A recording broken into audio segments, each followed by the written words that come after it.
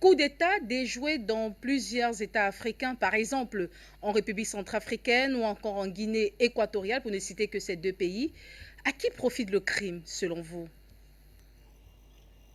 Vous savez, chers journalistes, ce coup d'État ou disons cette vidéo révélée par ce journaliste du média, il faut savoir que nous avons alerté les autorités centrafricaines depuis le mois de janvier 2022 de cette année.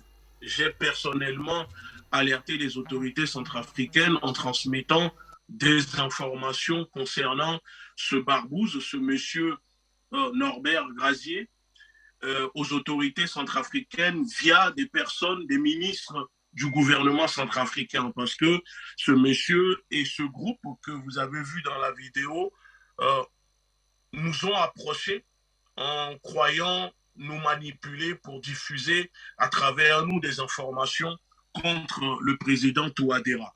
Donc, c'est comme ça qu'on a réussi à rassembler des informations et que nous avons immédiatement alerté les autorités centrafricaines. Et j'ai pris la parole d'ailleurs il y a 2 jours pour expliquer un peu le déroulement de ce groupe, de ce monsieur et sa bande de criminels, de comment ils procèdent et comment ils ont réussi ou essayé de nous approcher parce qu'ils le font avec d'autres panafricanistes.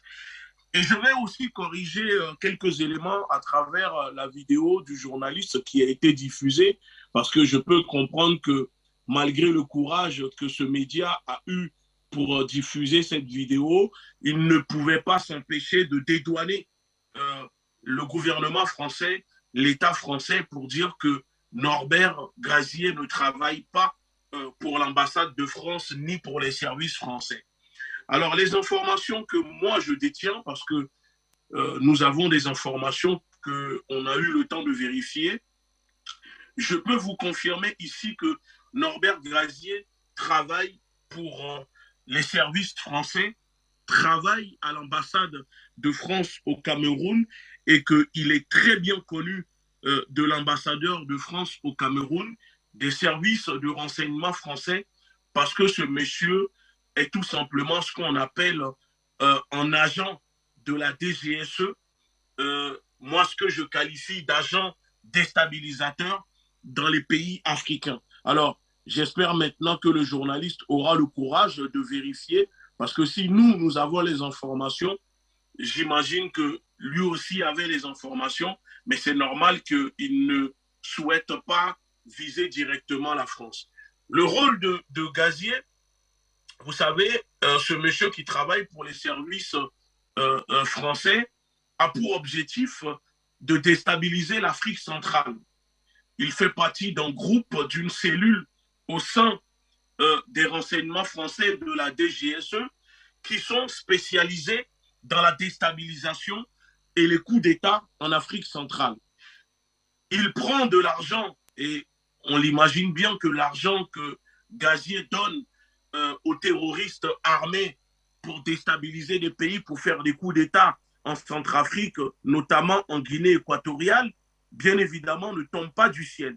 Et les informations que nous avons, il faut savoir que M. Gazier reçoit des financements de certaines multinationales françaises appuyées par le gouvernement français, le Quai d'Orsay et le ministère des Affaires étrangères pour pouvoir déstabiliser la Centrafrique. Parce que l'objectif de la France en Centrafrique est tout simplement de déstabiliser, de faire un coup d'État à Touadéra et d'essayer de placer Bozizé au pouvoir. Parce que quand ce monsieur et son groupe ont pris contact avec nous, ils nous envoyaient des informations pour qu'on puisse les diffuser pour salir le président Touadéra, mais dans le même temps, nous avons observé que les informations qu'ils nous envoyaient sur Bozizé étaient plutôt pour faire l'éloge de ce dernier. Et d'ailleurs, c'est pour cela que je me souviens que je lui ai posé la question, mais comment se fait-il que vous attaquez le président Touadéra et quand vous nous envoyez des informations, vous dites qu'il faut faire l'éloge de Bozizé, alors que Bozizé, nous le savons tous, est un élément fabriqué par la France, c'est un monsieur France-africain. Et surtout, je lui posais la question en disant, votre manière de parler me semble bizarre parce qu'il s'exprimait comme, euh, il s'exprimait de façon codée, claire, précis. Donc, je lui posais la question en disant, est-ce que vous êtes militaire? Est-ce que vous travaillez pour les services français? Et il m'avait répondu allez, en janvier qu'il ne peut pas en dire plus, mais que lui, il n'est ni africain, mais soi-disant, il me faisait comprendre qu'il était une personne originaire d'Amérique du Sud. Mais c'est tout à fait normal parce qu'il voulait brouiller les pistes parce que j'avais réussi à comprendre que la personne qui me parlait avec une photo d'un homme africain qui essayait malgré tout de se faire passer pour un Africain, en réalité n'était pas un Africain. Donc pendant des jours, il m'envoyait des informations, il me parlait surtout de Wagner parce qu'il était très focalisé sur Wagner. Il n'hésitait pas à me dire que Wagner faisait ceci, Wagner faisait cela, et je lui demandais des preuves, mais il n'était pas en mesure de me fournir les preuves. Et surtout, ce qui m'avait marqué, c'est que ce monsieur, quand il parlait avec moi sur WhatsApp avec un faux profil, il me disait qu'ils avaient les moyens, par exemple, de neutraliser ou de paralyser les communications radio des militaires en Centrafrique dans un rayon de 7 kilomètres.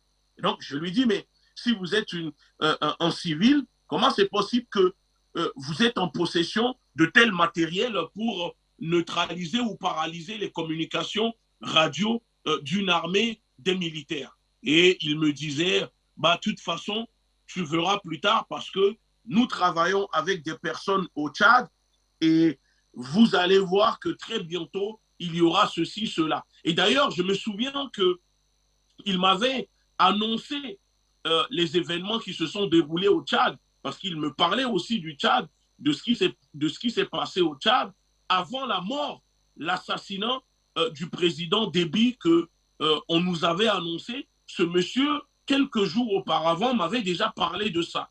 Et c'est comme ça que nous avons pris la décision, bien évidemment, de transmettre ces éléments, ces preuves aux autorités centrafricaines via un ministre du gouvernement, je ne citerai pas son nom, pour qu'il puisse le transmettre au président. Parce que moi, je ne suis pas en contact avec M. Touadéra, je ne parle pas avec M. Touadéra, et c'est un ami qui m'avait présenté le ministre du gouvernement de Touadéra pour que je puisse transmettre les informations que nous avons recueillies. Et quand on a transmis les informations, quelques jours plus tard, je me suis rendu compte que, voyant que je posais beaucoup de questions, je commençais à insister parce qu'avec mon ami, on s'était dit que je vais continuer à essayer de lui prendre, de lui soutirer des informations. Donc quand il a compris que je n'étais pas disposé à publier ou faire une sortie en vidéo contre le gouvernement centrafricain, mais le président Touadéra, encore moins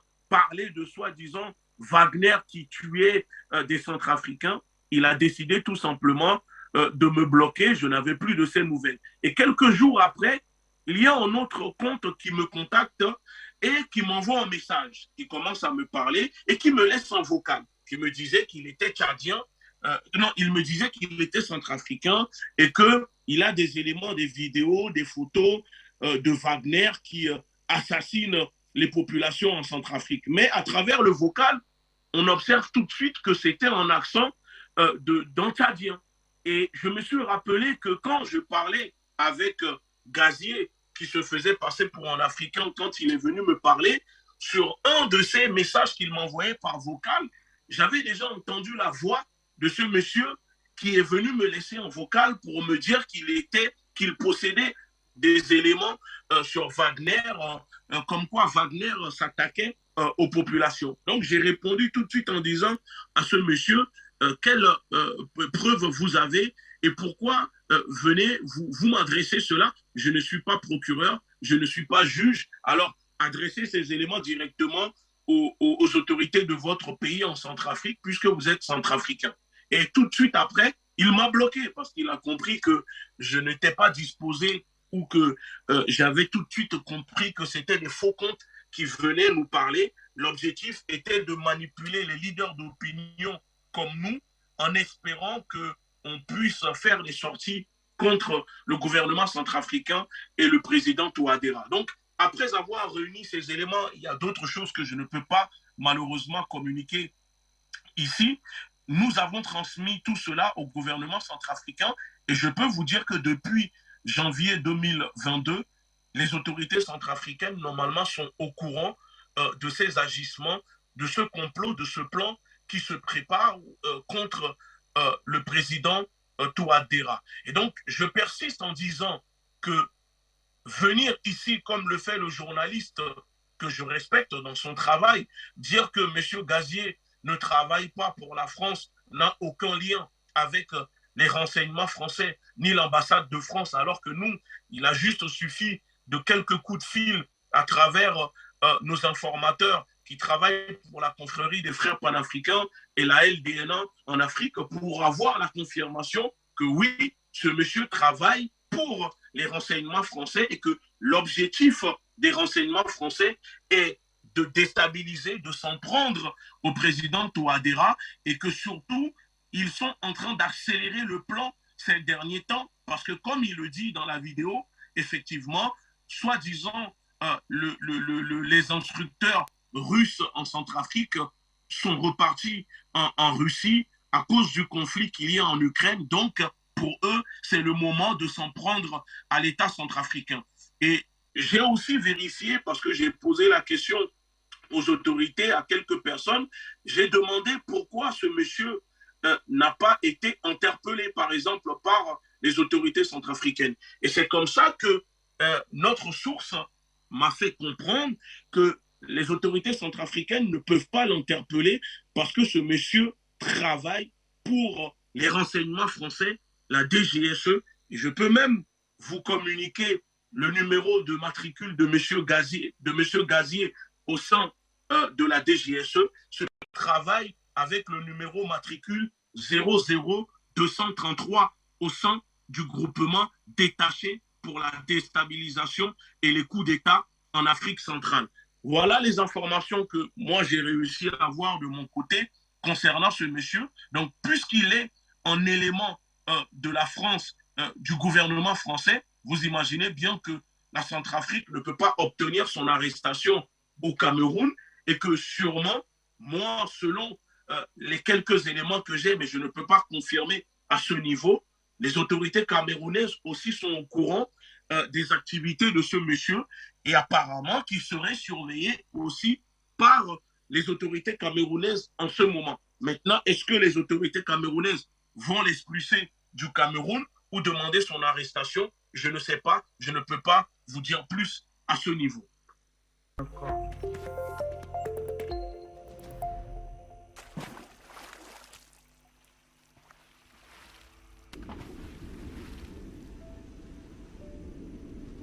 Afrique Média.